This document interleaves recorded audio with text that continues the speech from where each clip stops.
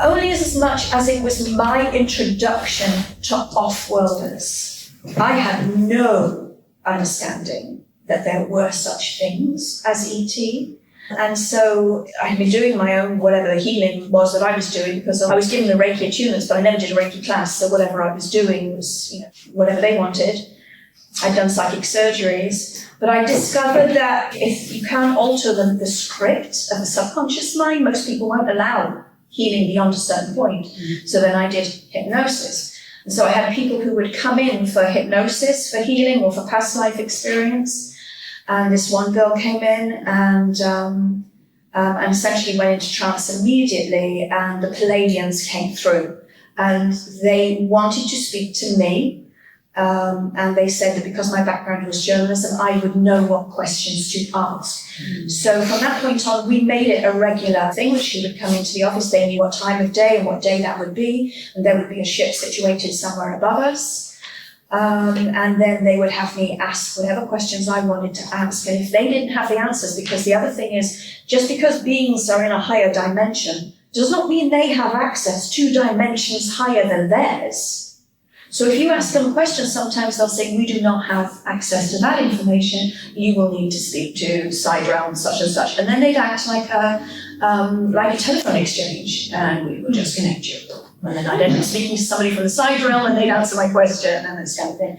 But at the time I asked them, is my connection Pleiadian? And they said no, the Pleiadian connection was actually her. She had a Pleiadian higher self.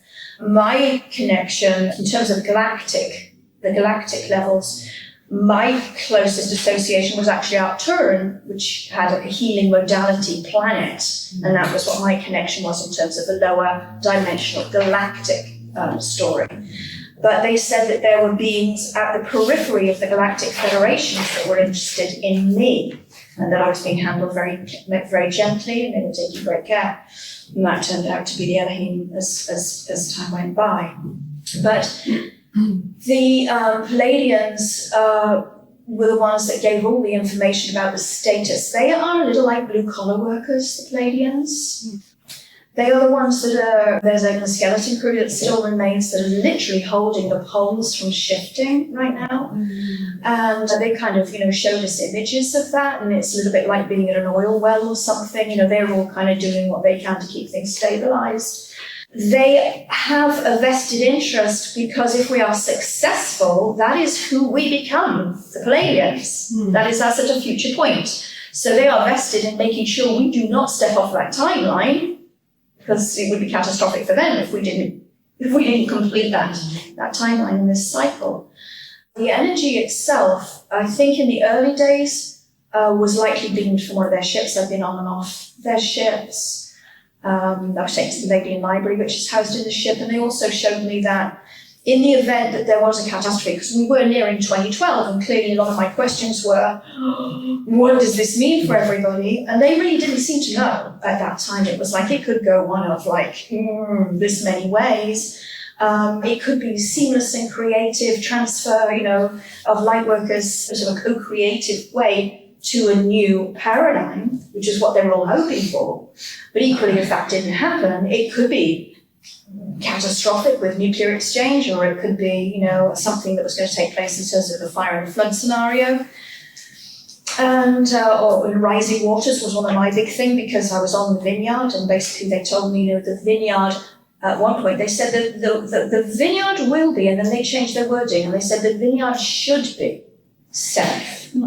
But if she has to duck under, she will, is what they told me at the time. And one of the things was, during all of that, they were saying, we would not tell you to go and store food, and build a bunker and buy yourself a shovel and all this kind of stuff. What we're saying to you is raise your vibration, and then it won't be your reality. What timeline you are going to align with is dependent, in direct correlation to your vibration and what you can resonate with in vibration.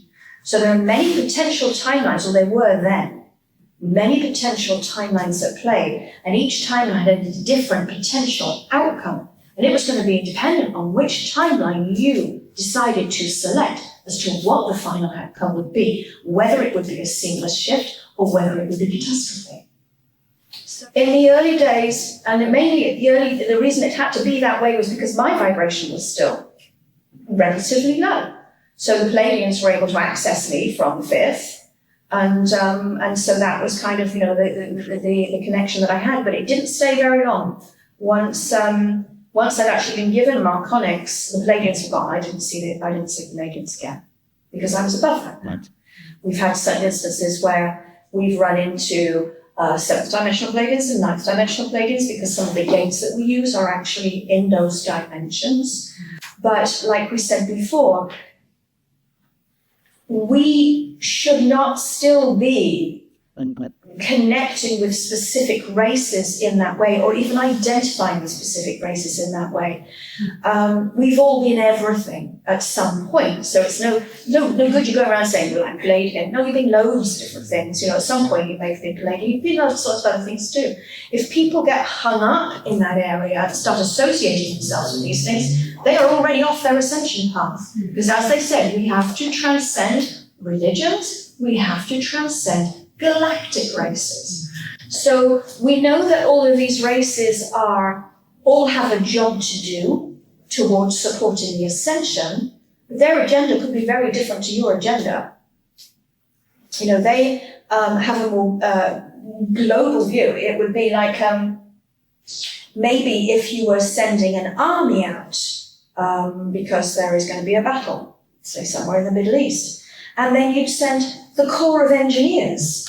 The Corps of Engineers' job is to make sure there are bridges and infrastructures and to keep the mechanics working and all that kind of stuff. They aren't going to be fighting on the main line. They're all aiming for the same thing, but they all have very individual jobs and roles to do.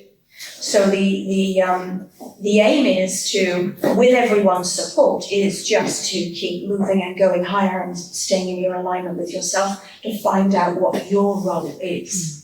We have we were with the real Galactic Federation for a while. We worked closely with the Galactic Federation at one point, and we worked closely with Ashtar Command for some part, until there was an attack in the Galactic arena, which then meant that we couldn't trust either because there was a breach in Allied Command, there was a breach, in Ashtar Command, there was a breach in the Galactic Federations. They told us we can't trust what is going on there, go higher. So we did, we just kept moving and moving. That's what we have been conditioned to do, is to assume there is always someone in authority who knows better than us, who we defer to, and who makes us feel safe.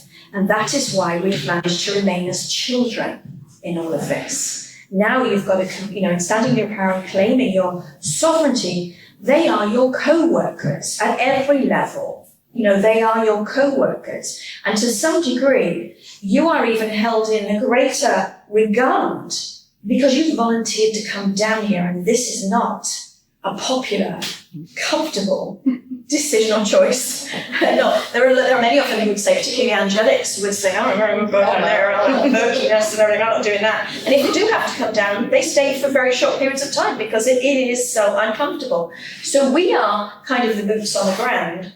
That does not mean they control what we do.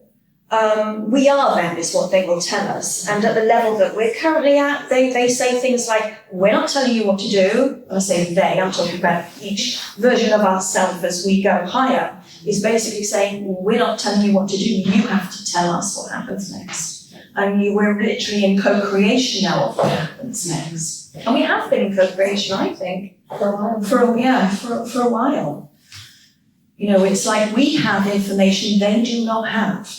One of the things was that they, because of the free will zone, the fact that they were separated from us for so long, they really didn't understand humans. They didn't know much about humans. It was a little bit like if you were reading the history of humans, and the history had been incorrectly logged, with all the negative things that we're capable of being at the forefront.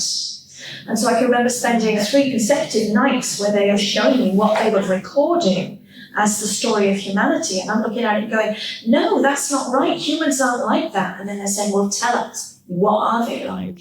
So I spent 3 nights rewriting the human history. But in terms of being able to change the outcome, is about collapsing the negative timelines and spinning off more productive, successful timelines. And in co-creation, you do that from a space where we're heart-centered enough to be able to make only the highest choices and decisions and never make one from a place of fear. Each of those bandwidths, as you go higher, every time you raise your vibration, you correlate to another dimensional space. And within that dimensional space, there may be 7 grades of different frequency.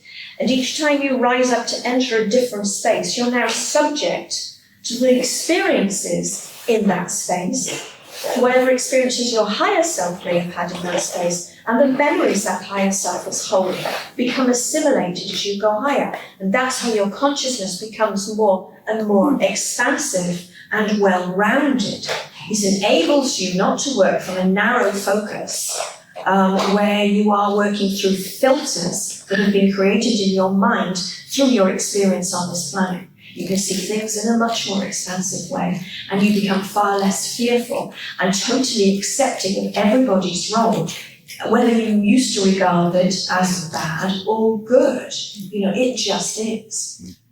And there are optimal outcomes, or there are the outcomes. They know which the optimal outcomes are, but they will always work with what is. So it still is down to you and your free will choice. They will work with that. But it's not until you get the other side that you might look at the plan you made from the beginning and say, shit, I forgot. Yeah? And you don't want to be there. You want to know that you haven't got to do this again. Don't do this again.